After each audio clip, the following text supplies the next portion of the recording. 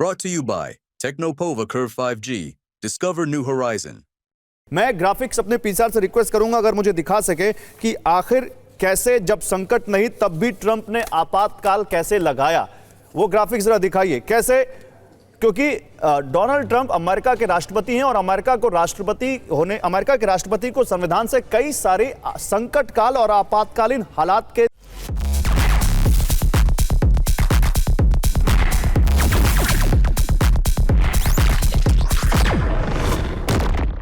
समय फैसले लेने के लिए बहुत अधिक शक्तियां मिलती हैं। उनमें है कि इमरजेंसी वाले कुछ नियम वो अप्लाई कर सकते हैं।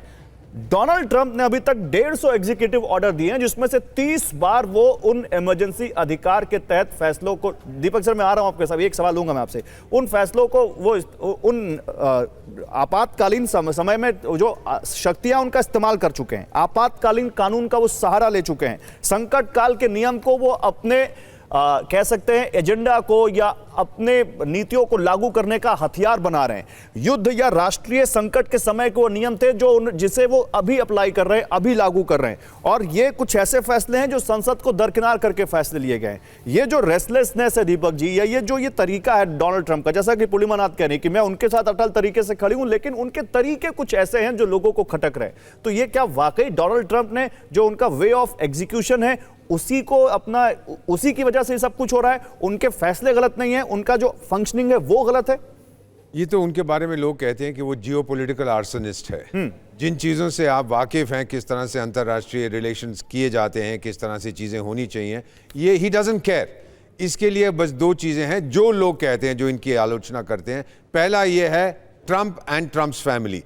पाकिस्तान में जाके डील कर लो, इधर जाके डील कर लो, इराक में हथियार बेचाओ, ईरान में बेचाओ, टर्की में बेच दो, सीरिया में बेचाओ, यूएई में बेचाओ, सऊदी में बेचाओ, जहां से मुनाफा होगा अमेरिका के लिए और ट्रंप की अपनी फैमिली के लिए करेगा। और दूसरी चीज, मेक अमेरिका ग्रेट अगेन, ये उसकी कोर वैल्यू है। उससे ज्यादा is he making America great again? Is he making America great again? मेरा मानना है ये कोशिश कर रहा है, but in the process between intention and reality कई बार शैडो आ जाता है। अमेरिका अलोन ये जरूर कर देगा, जिस तरह से देश उसको छोड़ रहे हैं, अमेरिका अकेला रह जाएगा सर। नहीं तो आपको क्या लगता है कि क्या ट्रंप की जो अच्छा मुझे थोड़ा, क्योंकि सर आप डिप्लोमेसी को समझते हैं, फंक्शनिंग को समझते हैं, अमेरिका में एक सिस्टम तो होगा ना सर जो प्रेसिडेंट के काम को चेक एंड बैलेंस करता होगा। तो क्या वो लोग नहीं देख रहे डोनाल्ड ट्रंप क्या कर रहे हैं? उनकी संसद नहीं देख रही क्या? वहां के जो भी वहां पे इन सब चीजों को देखते होंगे। उनका तो बहुत बड़ा system of checks and balances है। एक तरफ जुडिशरी है, फिर आपका कांग्रेस है, पूरा सेनेट है, सब हाउस ऑफ रिप्रेजेंटेटिव, सब कुछ कर सकते हैं। लेकिन उस कॉन्स्टिट्यूशन में प्रेसिडेंट की ओवरवेलमिंग पावर होती है। सर मैं बहुत जल्दी से बता देता हूं, मिसाल के तौर पर ये जब एलन मस्क के साथ उनका झगड़ा हो रहा था, उसने कहा कि ये तो पागल है। नाउ अमेरिकन कॉन्स्टिट्यूशन अभी तक कभी किया नहीं है। सेक्शन 25 में अगर उपराष्ट्रपति और आधा कैबिनेट कहता है कि इसका दिमाग खराब हो गया, ही कैन बी रिमूव्ड। लेकिन फिर वो एक certificate, this is never implemented, कभी तक हुआ नहीं है, सर्टिफिकेट ले आएगा जी मेरा दिमाग तो बिल्कुल ठीक है, फिर वो वापस आ जाएगा। उसके बाद फिर कांग्रेस को 2/3 मेजॉरिटी के साथ कहना पड़ेगा ये बेकार का आदमी है, फिर वो वापस आके कहेगा जी मैं बिल्कुल ठीक हूं। So it's not clear at all. अब ये पहली बार मैं देख रहा हूं सर, बेसिकली इस समय माई ओपिनियन, और अगर मैडम जो उनकी सपोर्ट कर, मैं भी सपोर्ट करता हूं, great guy for his country, लेकिन ये बहुत डिस्टर्ब्ड सोसाइटी है इस समय, और इसको किसी तरह हीलिंग टच जो रोनाल्ड रेगन ने दी थी या बिल क्लिंटन ने दी थी, वो हीलिंग टच मैं नहीं देख रहा। अच्छा ठीक है, मैं एक और तरीके यहां पर अब अपने दर्शकों के लिए ग्राफिकल रिपोर्ट पढ़ना चाहता हूं, और वो रिपोर्ट दिखाने के बाद मैं बताना चाहता हूं कि आखिर ये सब जो अभी डोनाल्ड ट्रंप पर इतने हमले हो रहे हैं उसके पीछे कारण क्या है।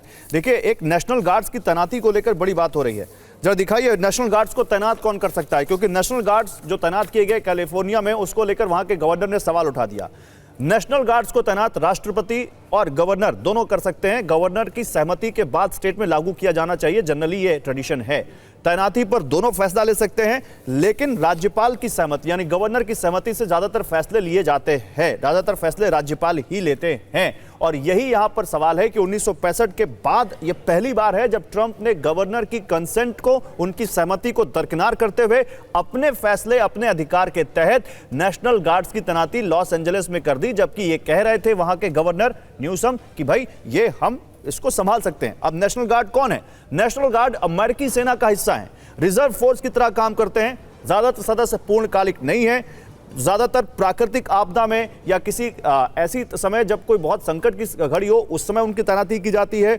1992 में कैलिफोर्निया में उनकी तैनाती की गई। 1992 में कैलिफोर्निया में दंगे भड़के थे, लेकिन तब में और अब में अंतर यह था कि तब 92 में गवर्नर की कंसेंट थी, इस बार नहीं है। 1965 में जब ये हुआ था तब अलबामा में हुआ था, जो कि अभी हम जिक्र कर रहे थे, तब भी गवर्नर की कंसेंट नहीं थी। मेजर जनरल ब्रजेश कुमार, क्या ये फैसला अमेरिका में प्रेसिडेंट ट्रंप के कॉन्स्टिट्यूशनल जो ड्यूटीज हैं उनको ना मानने की तरफ का भी एक उदाहरण है? जी बिल्कुल।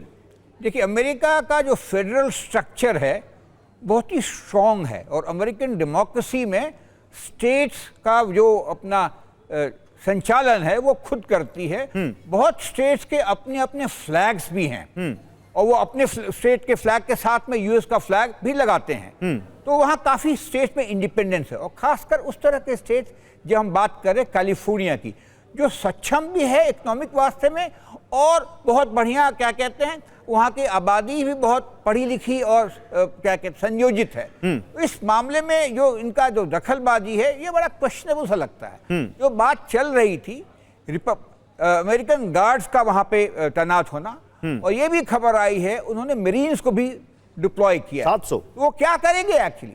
देखिए, वहाँ जैसे हमारे यहाँ का उदाहरण देते हैं, लॉ एंड ऑर्डर स्टेट का सब्जेक्ट है। अगर सेंट्रल फोर्सेस जाती हैं तो लेकिन वो काम किसके साथ करती हैं?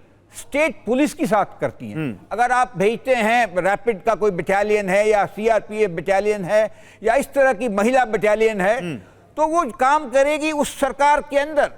तो वो देखिए कैसे होगा। यहाँ पे आप भेज रहे रिपब्लिकन गार्ड, और जो गार्ड्स हैं वो एक्चुअली सीआरपीएफ जैसे फोर्स नहीं है, वो टेरिटोरियल आर्मी जैसी है। वहाँ के जो लोग होते हैं वो प्रोफेशनल होते हैं और उनको एम्बॉडीड किया जाता है नेशनल सर्विस में लिए, इमरजेंसी हो या देश के बाहर लड़ाई करना हो। सही बात है। और जहाँ तक मरीन्स की बात है, उनका तो डिप्लॉयमेंट बनता ही नहीं है। तो वो क्या एक्चुअली कर रहे हैं, कुछ बिल्डिंग्स को गार्ड कर रहे हैं जो कि सेंट्रल बिल्डिंग्स है। दूसरी बात है, जो ट्रंप साहब का जो दिशा है, अगर वो मेक अमेरिका ग्रेट अगेन करना चाहते हैं तो क्यों अमेरिका ग्रेट है? क्योंकि वहां के लोगों के यहाँ पे आना जाना, टैलेंट वगैरह का एक्सप्लॉयटेशन खूब होता है और वो एक जगह है जो लोग जाना चाहते हैं। दूसरी बात सबसे इंपॉर्टेंट है, रूल ऑफ लॉ है। तो रूल ऑफ लॉ सबके लिए लागू होता है, वो इलिटरेट इमिग्रेंट हो तो या बहुत पढ़ा लिखा अमेरिकन प्रेसिडेंट हो तो। और इसमें देखते हैं कि अपने जो ट्रंप साहब है गिरते चले जा रहे हैं। Brought to you by Technopova Curve 5G. Discover new horizon.